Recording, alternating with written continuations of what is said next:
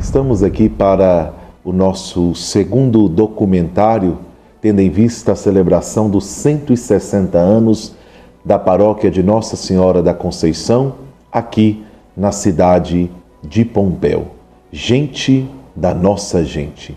E hoje iremos entrevistar Hugo de Castro, presidente do Patrimônio Histórico da nossa cidade. A igreja é essa presença marcante na história e na vida do seu povo. Logo, nós temos em nossa cidade de Pompéu aquilo que fala do carinho, do cuidado, daquela própria construção da história, da vida, da luta desse povo que faz o templo uma realidade memorável. Instaurada nessa cidade, a paróquia é o lugar do encontro, da celebração, da experiência, das memórias, e por isso nós estamos aqui hoje para perguntar a Hugo quais são, de fato, as lembranças e também os sentimentos que ele traz dentro de si a partir do olhar de um cristão que, de fato, experimenta naquela comunidade os seus sacramentos e, ao mesmo tempo, essa experiência também afetiva, humana, moral, cristã. Primeiramente, vossa bênção, Padre Lucas. É uma satisfação e agradeço poder participar desse documentário que resguarda e salva a memória histórica da paróquia de Nossa Senhora da Conceição. A paróquia de Nossa Senhora da Conceição do Pompéu, antes de falar de minha experiência, minha vivência e minha memória afetiva em relação a ela, devemos lembrar e ressaltar que é um marco histórico, não só o templo construído, como a instituição igreja na história do nosso município, assim como em todo o Ocidente, em todas as cidades, vilas, arraiais no Ocidente, é também aqui em Pompéu. A nossa igreja matriz, Nossa Senhora da Conceição, é o local onde eu fui batizado pelo Padre Nicolau, agora já prestes a fazer 38 anos, em julho de 1986. E foi com o Padre Nicolau, com quem eu trabalhei como coroinha, servi como coroinha no altar, e depois com o Padre Vanderlei e o Padre Geraldo Carvalho, eu atuei como sacristão e cerimoniário da paróquia durante aí quase 8 anos. Onde eu vivi e iniciei minha experiência de vida, de trabalho, de amor à memória cultural histórica, foi vivenciando e trabalhando dentro daquelas paredes sagradas que é da nossa matriz Nossa Senhora da Conceição, local que eu tive a honra de poder auxiliar durante toda a grande reforma iniciada por Padre Geraldo em 2005, 2006, onde tivemos o privilégio de restaurar e reformar esse templo tão importante para a memória, esse marco tão importante para a memória e para a fé dos pompianos. Ali eu tive experiências fantásticas de iluminação e de fé que são a base do que eu sou hoje. Se eu hoje tenho uma luta pela preservação da memória histórica do município em Minas Gerais, isso tudo iniciou-se com o meu trabalho na Igreja Matriz Nossa Senhora da Conceição, quando ali iniciei um trabalho árduo, não só eu, mas os outros que ali trabalhavam conosco, de resguardar a história da paróquia, do templo, e, enfim, desse marco da fé do nosso povo. Então é muito importante salvarmos essas memórias, pois sem história nós estamos fadados a desaparecer. E a Igreja Católica resguarda muito bem, e a base da história ocidental nós devemos à Igreja Católica, e assim também não é diferente em Pompéu. Como diz os sábios, um homem sem memória é um homem perdido, porque de fato precisamos das nossas referências. Isso é muito importante para nós. E gostaria, Hugo, de saber da sua trajetória, dessa vida, né? Fala-se do batismo, fala dessa experiência da confirmação, da Eucaristia, do trabalhar naquele espaço sagrado. Então, qual é o momento, qual é a experiência, qual é o sentimento que fica no seu coração como essa marca indelével que você traz para a sua vida quando fala Matriz Nossa Senhora da Conceição? São inúmeras memórias afetivas, padre, que eu sempre, quando eu estou pensando, lembrando de coisas boas, me vem daquele período em que eu trabalhei. Mas muito anterior a isso, né? Quando eu participava das celebrações com os meus pais, eu bem pequeno, na Semana Santa, as grandes festividades, não só nas missas aos domingos, mas as grandes festividades, principalmente na Semana Santa, que marcavam a presença da comunidade pompiana, né, esse vínculo forte da Sexta-feira Santa até o domingo de Páscoa. Essas imagens, essas memórias, eu pequeno, criança com os meus pais, naquela praça lotada, nas procissões do encontro, nas procissões do enterro, e nas procissões do triunfo, e depois, em seguida, quando eu já trabalhava na organização das cerimônias e da Semana Santa, que eram, de certa forma, exaustivas para quem atuava ali, né? Eu como sacristão, para os coroinhas, ministro da Eucaristia, pessoal das equipes de liturgia. Então, são momentos, diversos momentos, que a minha mente se volta com muita saudade para esse período. Mas uma imagem que me marca muito, eu sempre lembro com muito carinho, foi quando da reinauguração, da reabertura da Matriz no dia 27 de maio de 2006. O ano, salvo engano, é esse mesmo. Quando a igreja até então, durante um longo período de quase 40 anos, era toda cinza, branca e bege, voltou às suas cores antigas, às suas cores originais, com o Fausto e com toda a riqueza e beleza que a liturgia merece, que Cristo, centro de nossas vidas, merece, quando Dom Guilherme abriu as portas principais da Matriz, Dom Guilherme Porto, nosso bispo, hoje emérito, e o padre Geraldo Carvalho Araújo, que era então o pároco, abriram as portas e a igreja toda iluminada, com toda a sua beleza, entregue novamente à comunidade, e a bênção do altar e o retorno do Santíssimo Sacramento para o sacrário. É assim um momento que eu lembro com muita alegria, mesmo estando na organização, mas na hora que aquelas portas se abriram, foi assim um momento que impactou muito, não só a mim, mas toda a comunidade pompiana, que se movimentou e moveu para restaurar esse marco da nossa história e de fé, que é a nossa Matriz Nossa Senhora da Conceição. Então, dentre todos, esse sim, é um dos mais significativos, né, que a gente lembra com muito carinho, né, a visita da imagem peregrina Nossa Senhora Aparecida, o velório do Padre Nicolau, que foi algo muito marcante na comunidade de todos nós que vivemos, que fomos batizados, primeira comunhão com ele, que servimos junto a ele. Então são momentos que nos marcam profundamente e nos faz ter esse pertencimento ainda mais importante com a nossa igreja. Falamos de eventos e tradições. Isso a igreja, ela como detentora da missão de poder ser aquela que resguarda no seu tripé a tradição, o magistério e a Sagrada Escritura, nós temos o compromisso de sempre celebrar aquilo que de fato Cristo instituiu.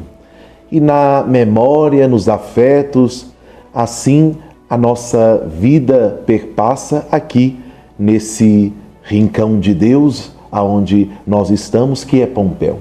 Então, qual é o momento nessa tradição, né, toda histórica que nós temos, que fala da sua vida, do seu sentimento? Nós temos vários momentos que são marcantes na liturgia da igreja, são pontos altos, né? E é importante para nós conseguirmos aqui expressar. Já fora falado sobre a grande tradição da Semana Santa, inclusive gostaria de saber, essas imagens que lá temos, né, é algo primordial para nós e de um valor não somente histórico, mas também de um valor artístico, e que, de fato, nós conseguimos ver que na região é raríssimo encontrar uma imagem com aquela beleza, né? Uma expressão profunda. A Senhora das Dores, o Senhor dos Passos, o Senhor Morto. Então, aquele conjunto de peças tão preciosas, esculpidas na madeira, que nós trazemos dentro da nossa matriz. E também podemos aqui, né, acredito que você irá elencar a festa da nossa padroeira, a Senhora da Conceição. Sem sombra de dúvidas, padre, como eu até já referi, e acredito que para grande parte, não só dos pompianos, mas a Semana Santa, né, tendo os pontos altos da Sexta-feira Santa, o Tríduo Pascal, né, coroando ali com triunfo, né, o Domingo da Ressurreição, né, o Sábado do Aleluia, o Domingo da Ressurreição, acredito que sejam assim as festas que mais marcaram nossa comunidade, né, e marcam nossa comunidade. Também a festa da nossa padroeira, Nossa Senhora da Conceição, isso nos dias atuais. Mas se nós pegarmos, por exemplo, o livro do tombo paroquial, né, que foi até restaurado, e os diários de pessoas aqui na década de 20, 30, 40, 50, as inúmeras festas, né, tudo era festa, né? A festa do Sagrado Coração de Jesus, a festa da Pia União do Trânsito, a festa de São José, e aí por diante, a comunidade sempre se juntou e sempre se aglomerou em prol de se elevar a beleza das tradições católicas, né, de nossa comunidade.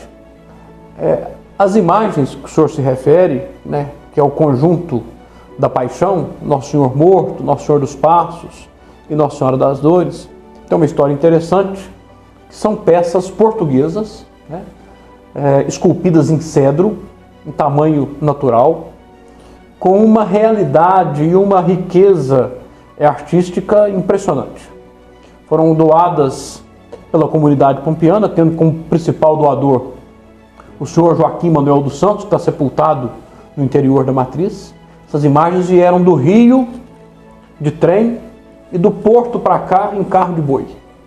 Imagina a festa que foi quando essas imagens chegaram aqui, lá no final de 1880, início de 1890, a comunidade ter peças tão importantes que demonstram, né, a beleza da nossa tradição e da fé católica.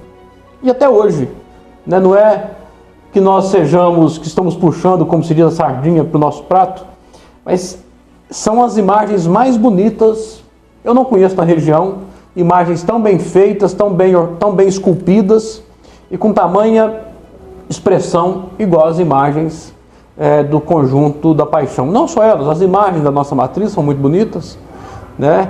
São imagens já mais recentes, imagens já do século XX, mas imagens que valorizam e demonstram a importância da santidade, a importância dessas pessoas que foram santificadas para a veneração da nossa comunidade pompiana. Então, acredito que essas festas religiosas marcaram e marcam muito, né, o Corpus Christi, que foi também e é muito importante, mas sem sombra de dúvidas, o Tríduo Pascal, na Semana Santa como um todo, tem um papel singular na memória dos pompianos, né, nessa participação, porque eu sempre falo, os padres sempre dizem, a celebração, o católico não é só na Semana Santa, mas nós temos que ver também que antigamente Pompéu é um município muito extenso, né, nós tínhamos, por exemplo, Laranjo, que fica a 60 quilômetros, o Diamante, cerca de 50 quilômetros, era muito difícil. Então, essas pessoas simples, humildes, e não só os grandes fazendeiros, mas todas essas pessoas que moravam nesses rincões do município, era uma dificuldade enorme, tremenda, vir à sede do município. Então, o momento que essas pessoas tinham e davam conta de vir, era na Semana Santa, né? O que é muito importante também, essa demonstração da fé, eles largarem tudo, essa vida tão difícil, pacata, lá nos rincões do município, às margens do Paropeba, do São Francisco, no fundo aqui no Pará, para vir aqui. Então, era um momento também de encontro dessa comunidade que se unia naquele momento, né, em torno da paixão, morte e ressurreição de Cristo. Então é algo que tem uma dimensão enorme, humana e de fé dessas pessoas que vinham aqui, ou seja, essa festa religiosa tinha também esse caráter de unir toda a comunidade do município de Pompéu. E é importante para nós também, para aqueles, né, entre esse contexto de curiosidades, as nossas imagens da matriz de Nossa Senhora da Conceição, elas não são de rocas, né? As imagens, elas são inteiriças e toda esculpida num cedro onde, de fato, nós não vimos partes sendo ali acopladas. É um cedro que foi ali trazendo a beleza e a sensibilidade do artista e, de fato, com aquela expressão tão bonita, tão autêntica do que nós, como cristãos, né, contemplamos diante da miséria da nossa humanidade que Cristo assumiu, a dor da nossa paixão, para poder nos reerguer dessa dimensão do pecado para a graça. Então, né, Hugo, acho que é importante a gente ressaltar isso aí. É outra singularidade das imagens do conjunto da Paixão aqui de Pompéu, essa inteireza, né? São imagens inteiras, todas esculpidas, tirando o Nosso Senhor morto, que tem os braços flexíveis para ir para a cruz, mas são também duas peças móveis acopladas com pele de carneiro. Na restauração que nós fizemos, nós descobrimos que aquilo é pele de carneiro que faz aquela cobertura para que o baço se mova. Sim. Não é algo qualquer, é uma pele de carneiro que vai ali, né? Então, são imagens, são inteiras, não são de roca, né? Quem não sabe, a imagem de roca, ela é uma imagem falsa, né? Fake, como se diz hoje em dia, que o rosto e os braços aparecem, mas por baixo é só uma armação de madeira, bambu ou arame, que como se veste não aparece. As nossas não, são inteiriças, são completas. Nesse contexto que nós temos da história, sempre trazemos algumas curiosidades. Até mesmo quando falamos daquele magnífico prédio construído, né? Onde no espaço tudo foi pensado de maneira sagrada, né? Nós não podemos dizer que uma construção de um prédio qualquer se equipara à construção de um prédio, de uma igreja, de uma estrutura onde nós temos como a pedra angular Cristo, né? E ali nós podemos dizer que todas as curiosidades, todos os momentos, o que se passou na construção daquela igreja de fato para nós sempre um olhar onde conseguimos contemplar dois tempos, né? O tempo do barroco tardio de maneira interna e conseguimos também vermos na área externa da nossa igreja o neogótico.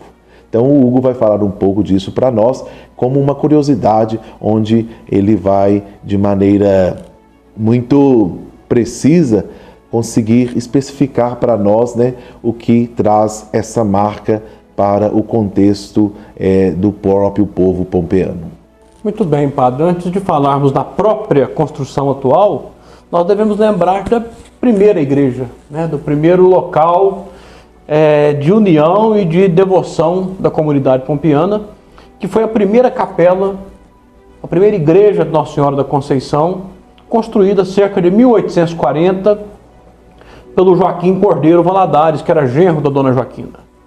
Nessa capela ficava onde hoje é a Santa Casa de Misericórdia. Lembrando que a nossa devoção à Nossa Senhora da Conceição nós devemos também à Dona Joaquina e ao pai dela, que eram devotos de Nossa Senhora da Conceição, e a fazenda se chamava Fazenda Nossa Senhora da Conceição do Pompéu, né? Que é uma devoção antiga dela, que fez a primeira capela lá no Pompéu Velho, que existe ainda. Hoje ela virou mais uma capela tumular, porque foram sendo furtadas as peças, com o tempo foi deteriorando, e as pessoas foram sepultando dentro da capela. Mas aquela capelinha que a gente vê no Pompéu Velho é a primeira igreja de Nossa Senhora da Conceição do município. Depois o genro dela construiu, onde é a Santa Casa, exatamente, uma capela em honra a Nossa Senhora da Conceição. E as pessoas foram sepultando em torno dessa capela. As pessoas falam, ali era o cemitério. Não, ali não era o cemitério. Ali era a primeira igreja e que surgiu em torno a essa igreja um cemitério. Como era de costume em todas as cidades, né, em torno do da igreja, o cemitério paroquial. Né, que isso era uma função também da paróquia, organizar e dar a última morada ao corpo, né, católico ali em torno da sua igreja. Só que a capela era pequena e foi necessário construir um pouco mais acima um terreno que foi doado pela Dona Joana Evangelista, também neta de Dona Joaquina do Pompéu, uma igreja maior, porque o distrito foi crescendo. O nosso distrito é de 1841, então o distrito foi crescendo, a comunidade foi crescendo, foi necessário uma igreja maior, que é a nossa igreja atual, em partes. Ela começou a ser construída cerca de 1870, por aí.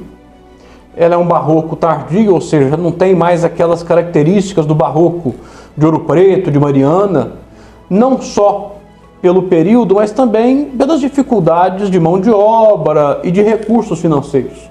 A nossa comunidade construiu a nossa igreja com muita dificuldade. Então você não tem ouro, você não tem pedras preciosas, você tem a tinta dourada, você tem a tinta cor de prata, mas nada ali na igreja é de ouro, né?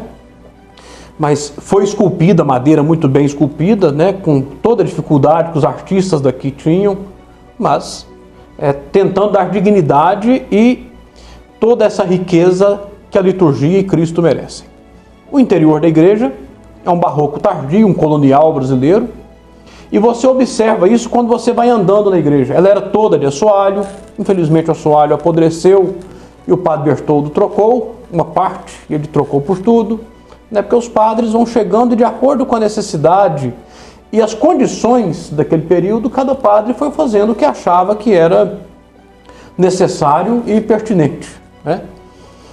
E na década de 30 nós temos um fato interessante, que é a construção das duas torres. Até então a igreja não tinha as torres da frente. Aquelas torres são novas. Quem está na lateral da igreja observa friamente a igreja, observa que as torres não têm nada a ver com o corpo da igreja, né? As duas portas laterais que dão para o altar mor, elas são portas lavradas no machado, muito rústicas.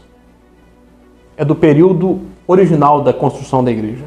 As duas portas laterais próximas às torres já são portas com arqueadas e com as almofadas mais lisinhas, mais bem feitas, já são portas mais recentes. A porta principal também é nova, que ela foi trocada, porque a outra tinha estragado, já com a construção das torres. Que tem até um engenheiro, quem construiu aquelas torres foi um engenheiro chamado Pimentel, na década de 30, com recurso de fazendeiros de Pompéu, Leonídio Correia, Zé Porto e outros agora que a memória falha, que juntaram e deram aquela torre para a igreja. Inclusive foram chamados padrinhos dos torreões, né? O Zé Porto, no diário dele, relata toda essa experiência da construção das torres. A igreja matriz atual teve toda, grande parte da sua madeira doada pelo Joaquim Manuel dos Santos, com madeira retirada na fazenda das Perobas, aqui em Pompéu, né, que tinha uma grande mata de perobas.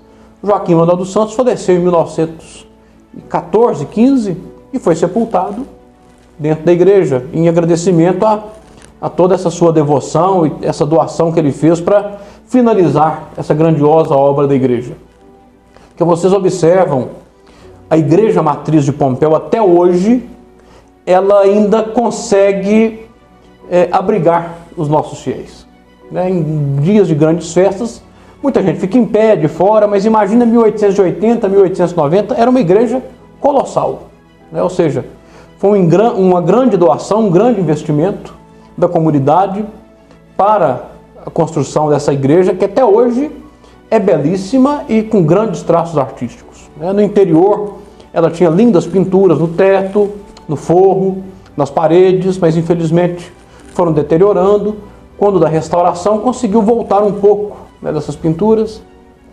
Então, assim, é uma história muito bonita, a história da construção da nossa matriz, porque é também uma história de esforço da comunidade, né? É uma história da comunidade que se une para construir um marco da fé para a sua devoção, para o uso do culto divino, né, nessa comunidade. Então isso é muito importante, isso tem que ser valorizado. É o que eu falo, além de ser um templo católico, é um local que mostra a união do povo pompeano, independentemente de sua fé, seja ele protestante ou de outros credos. É um marco de união do povo pompeano, né? Quando o povo se junta por um ideal, que quer fazer algo, ele faz, ele corre atrás, ele se une e constrói juntos pelo bem da comunidade. E é isso que nós devemos nos espelhar com fé em Cristo, em Nossa Senhora, para nós lutarmos e continuarmos construindo, né, em prol do nosso povo. São 160 anos de história. 1864, a Igreja de Pompéu, pela condição canônica, é erigida como paróquia, né, tendo a sua circunscrição com o território e também gozando, né, dos poderes a qual a Igreja concede àquela que de fato é constituída para ser administrada, para que ela possa também trazer a dimensão da presença de um pároco. E assim, aqui em Pompéu, nós temos toda uma história onde passaram grandes homens, né, que deixaram, né, as suas terras, a sua história, para aqui fazer a história acontecer. E assim nós temos que expressar quantos homens, ministros ordenados, que vieram para batizar, para fazer com que a Eucaristia torne-se sempre esse ponto de unidade, de comprometimento, de celebrar a vida, a ação de graças que todos os dias nós queremos rendermos ao Senhor pelas suas maravilhas a nosso favor, como canta, né, Nossa Senhora no Magnificat. E também, olhando para essa dimensão, quem são esses homens que acompanham do nascituro até o findar da vida? A história de um povo está nas mãos sacerdotais daquele que acolhe na comunidade, daquele que alimenta com o pão, daquele que une famílias para fazer com que novas famílias possam também ser, de fato, construídas à luz da palavra, à luz do comprometimento, né, com os ensinamentos cristãos. Então, Pompéu tem essa riqueza e que nós não podemos abandoná-la. Não são 160 dias, são 160 anos, né? Quanto suor, quanta luta, quanto desejo de fazer com que a própria dimensão do ser cristão pudesse, de fato, permanecer, né, nos costumes, na cultura deste povo. E hoje nós falamos dessa realidade numa maneira que são 160 anos. O que aconteceu? E o que acontece? Quais são os desafios? Quais são as luzes? Quais são as sombras? Quais são as superações que nós podemos dizer para nós, né, que de fato nós enfrentamos há pouco tempo uma pandemia, e como que a Igreja permanece o seu compromisso do anúncio do Evangelho, esse anúncio que não pode ficar calado, como diz a canção e o próprio texto sagrado: se calarem a voz dos profetas, as pedras falam.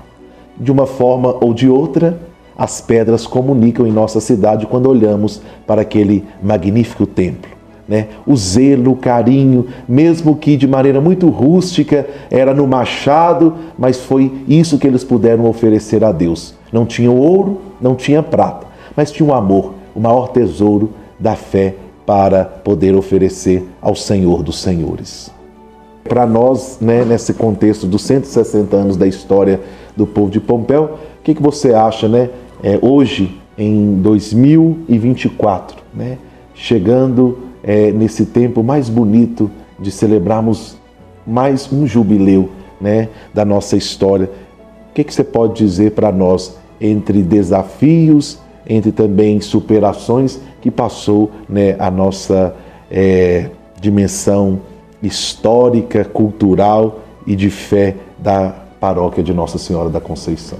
Olha, padre, a beleza da Igreja Universal, católica, né? Não esquecermos que católica é universal, né? É estar sempre, há 2000 anos, acompanhando, sem perder a essência, sem perder a doutrina e sem perder a sua vitalidade e a sua força, que é Cristo, é acompanhar a comunidade, acompanhar essas mudanças sem perder a sua base. E assim foi a Igreja, assim é a Igreja em Pompéu, né? Sempre pronta para auxiliar, sempre pronta para servir e acompanhar esse povo que é sempre tão engajado por ela. Nós tivemos em momentos difíceis, como o senhor citou a pandemia, que a Igreja não deixou de acolher, não deixou de abrir suas portas, não deixou de dar sua assistência, o senhor como sacerdote, ao povo tão sofrido, que ficou tão abalado por essa crise que foi mundial. E assim foram todos os sacerdotes, diáconos, bispos, no mundo inteiro. E assim foi em Pompéu. Então essa é a beleza da Igreja, que acompanha a história da humanidade sem perder a sua essência e sem perder a sua força e seu foco principal, que é a luz, que é Cristo. Então eu aproveito para parabenizar o senhor por algo tão importante, que é resguardar essa memória, o senhor, a comunidade, a equipe de comunicação, a Pascom da paróquia, que juntos não nos deixam esquecer da memória desses pompianos que lutaram, né? Não só os pompianos, mas dessa história que começou lá com aquela lavratura da criação da paróquia pelo bispo de Mariana, que era então a nossa diocese a qual pertencíamos. Tudo isso é história, tudo isso é memória. Então, eu quero parabenizar o senhor e ao mesmo tempo pedir de forma especial vossa bênção aos nossos trabalhos, à nossa comunidade e à nossa cultura pompiana. É uma alegria para nós podermos, palmilhar nessas terras pompeanas, encontrando pessoas que amam, de fato, essa história. Porque tudo isso aqui pertence à nossa gente. Nós não podemos trazer a história como um paralelo. Ela está, de fato, de maneira tão intensa e bonita, fazendo com que, de maneira construtiva, nós podemos também participar desse mistério onde envolvemos o tempo, o espaço e nós que somos promotores de deixar também o nosso legado. E nessa perspectiva, quero aqui expressar a gratidão ao povo pompeano. Em tempos difíceis, em tempos de alegrias, mas sempre diante do Senhor.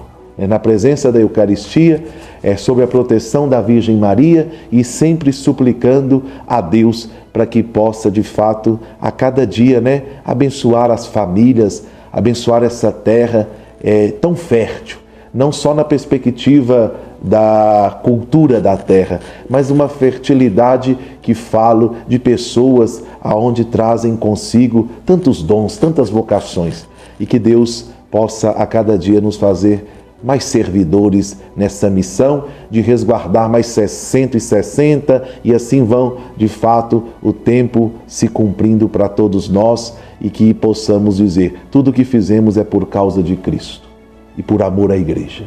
Isso basta.